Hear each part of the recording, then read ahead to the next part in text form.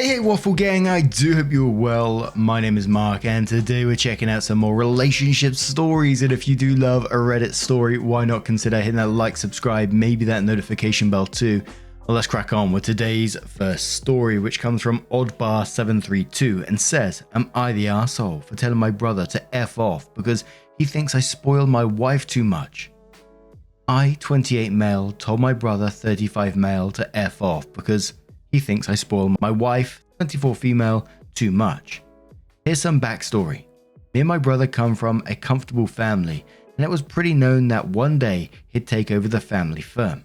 But that didn't happen because my brother wanted to be an engineer, so I stepped in to fill his spot. It wasn't on purpose, I just enjoyed the family business. I also invested in a lot of things and have multiple streams of income. My wife comes from an unfortunate background, so I like to fulfill a lot of her childhood dreams.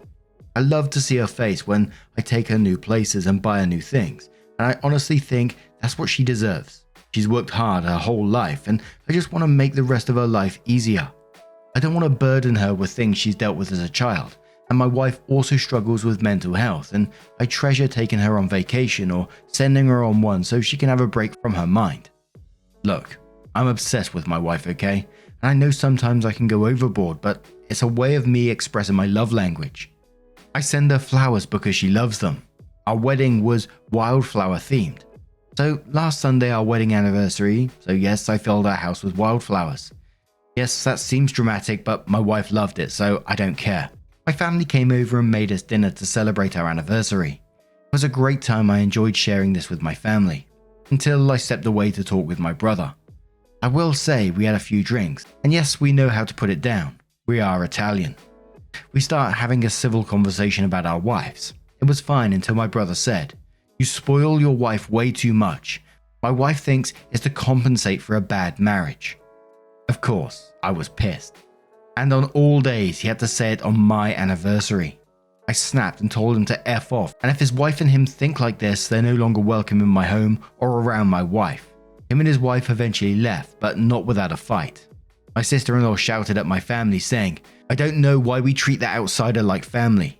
My mother was pissed, probably more than my wife, and her comment, "I don't know if it was racist. My wife is black or classist." I'm starting to think a mixture of both. But anyway, am I the arsehole? And we're starting the comments with Neo, who says, "I'm about to get married, and if anybody treated my fiance like that, I would become feral. Not the arsehole. When you got married, your wife is no longer an outsider. She's part of the family. For sister-in-law to talk like that makes it sound like she thinks marriage is supposed to stay in the family, which frankly has me hearing banjos.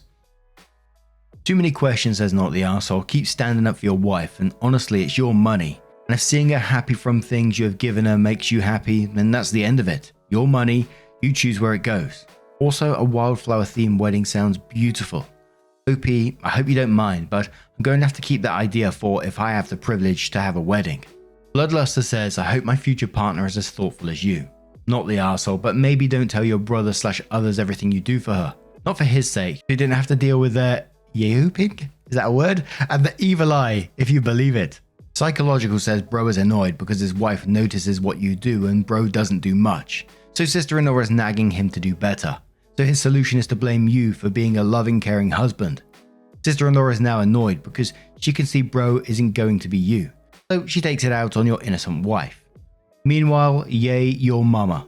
Don't you change, and happy anniversary." But now we're going to move on to the update, which OP says, "So an update is me and brother have had a talk. We decided that we were both drunk and said a few things. But I'm keeping my distance because of his wife's comments. I've read through the comments on my last post, and I can agree.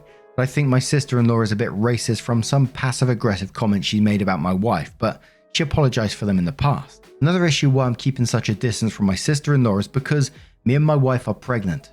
She told me this week. I'm really concerned situations like this will happen around my child, and I don't want that. I don't want my child to think I would allow microaggressions thrown at them in their own home. I told my brother this and he understands, but he's hurt that I may think about his wife in such a way. But I simply don't care. I can't sympathize with them on this.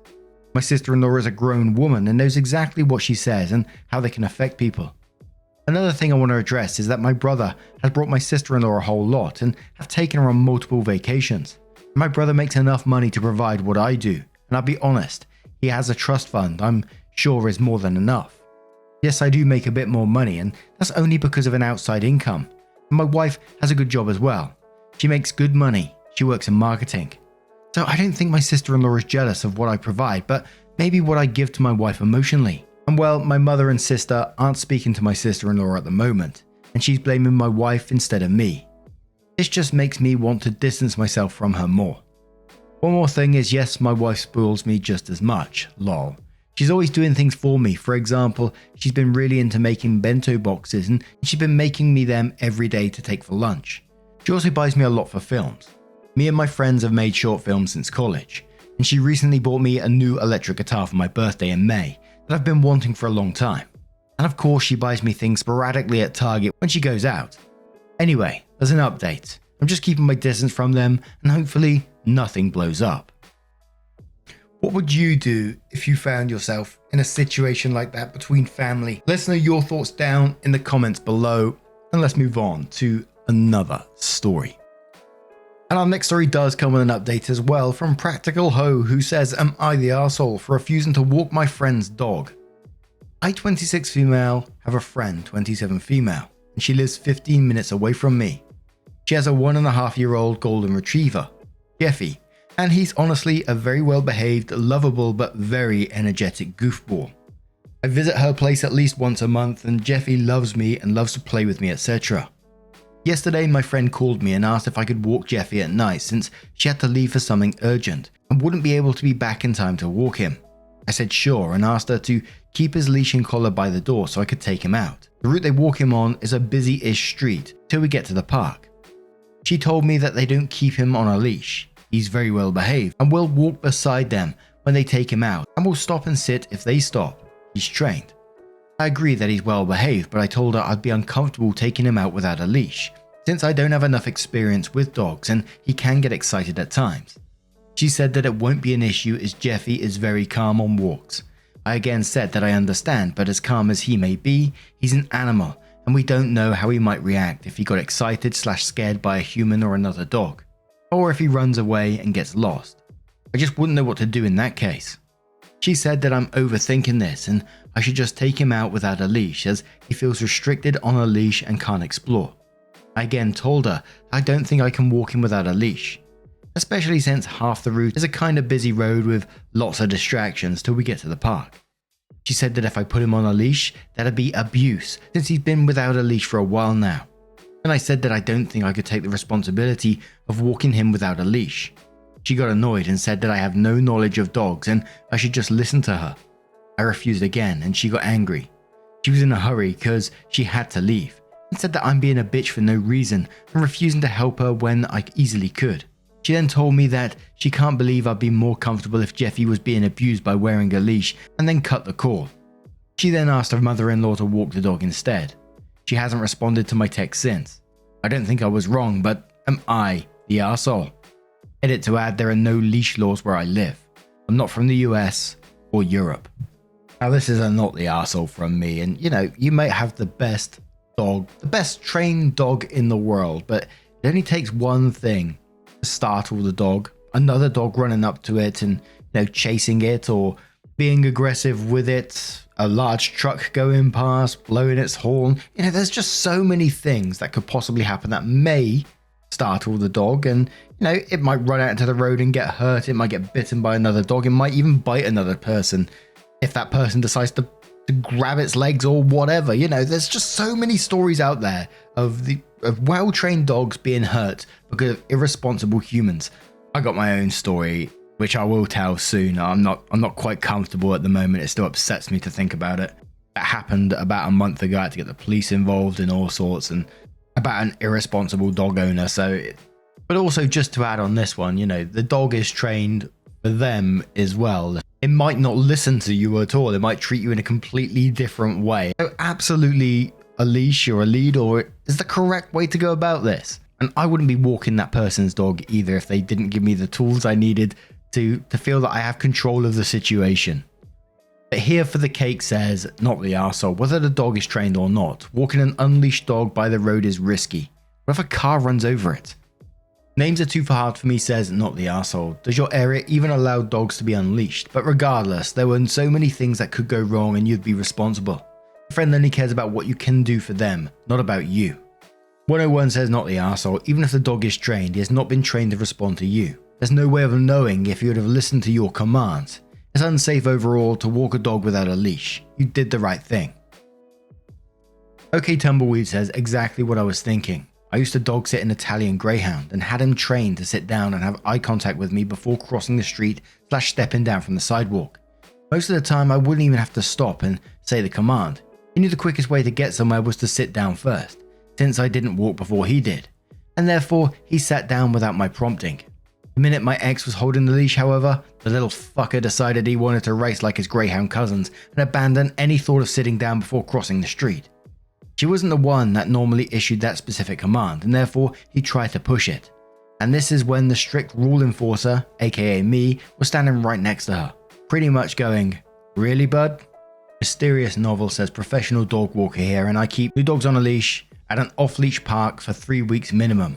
Then they drag a leash on probation or 1 week. Never off leash except at dog parks. Unleashed is unloved. Bunnies and squirrels and cats are a thing. And one more comment from Shipping Phobia, who says from the ridiculous way she defended herself, I'm gonna guess she didn't have a leash to begin with and was just blame shifting to you so that she doesn't have to feel embarrassed about not having one. Your friend is well aware of the ridiculousness. She has a dog. She's seen other people with dogs. She's seen people with dogs on leashes and collars and hasn't accused them of abuse. She'll never admit it though. You might have just saved yourself from being edged into a whole dog sitting situation because your friend sounds terrible. So OP did update the post and they said, "Hi guys, so I had a small update and thought I'd share it with you. So since this happened, there was no contact between us. She video called me last evening and I picked up. I said, 'Hey,' and she, instead of replying, turned her video camera to her dog. For the next 2 to 3 minutes, she showed me how Jeffy can obey every command that she gives and that he's super smart and obedient. In all fairness, he did obey about 85% of the commands in one go. Then she turned her video to herself and told me that how wrong I was about her dog and that she was very mad that I didn't help her when I could. I still said the same points, which I did the other day, that I'm not experienced enough to walk him without a leash, the dangers to him and the public, etc. I also told her that a lot of people agree with me on that. Her reply was that they don't know her dog and neither do I.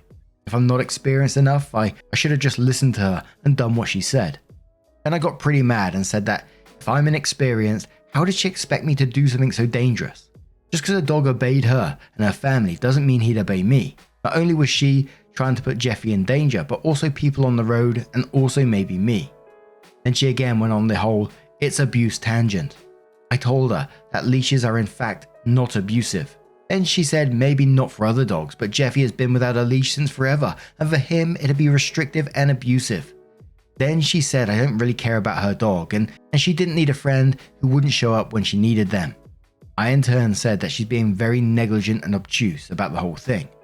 Some people would say I care more about her dog than she does, and that she should look into the benefits of a leash, and that she wasn't being a very good dog owner nor a good citizen. And I also called her out on calling me a bitch for refusing, to which she said, "Then don't act like one." I called her a bad dog owner and said I prayed that her stupidity doesn't lead to drastic consequences for the poor beautiful baby or anyone else, and cut the call. Safe to say that friendship is ended. I'd missed the beautiful golden boy though.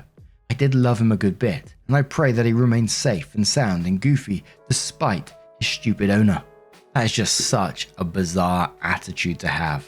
You know, someone inexperienced with your pet and you want them to go out without a leash, to walk them down busy roads or whatever without a leash, putting your friend, your dog, other people potentially in danger. Like I said, it might be the best behaved dog in the world, but one distraction is all it takes. And if something was to have happened, OP would have got the blame for that as well, for doing something, you know, out of the ordinary that got the dog in trouble. Oh dear, dear, dear. I hope nothing ever does happen to that dog, but holy moly, it's worrying, isn't it? What do you guys make of this situation? Let me know your thoughts down in the comments below, and let's move on to another story. And this story comes from Unruly Gentleman, who says, "Am I the arsehole for refusing to cook for my wife anymore after she ate 3 of my meal prepped meals? In my household, my wife doesn't cook. She sucks at it, and it's just easier on our taste buds if I cook for us. Earlier this year, we both decided that it was time for us to get back in shape. I decided to research some macro/calorie friendly cooking recipes and got big into meal prepping. My wife stuck with it for a few weeks but ultimately decided to quit. Luckily, this wasn't too much of an issue for me. She's a nurse and frequently works much later than I do, as my typical work day is from 6 AM to 2 PM. So I would make my meal prep meals for the week on my day off, and then I would make dinner like I did prior. When I meal prep, I make 6 days worth of 3 meals: breakfast, lunch, and dinner, and just swap around lunch and dinner.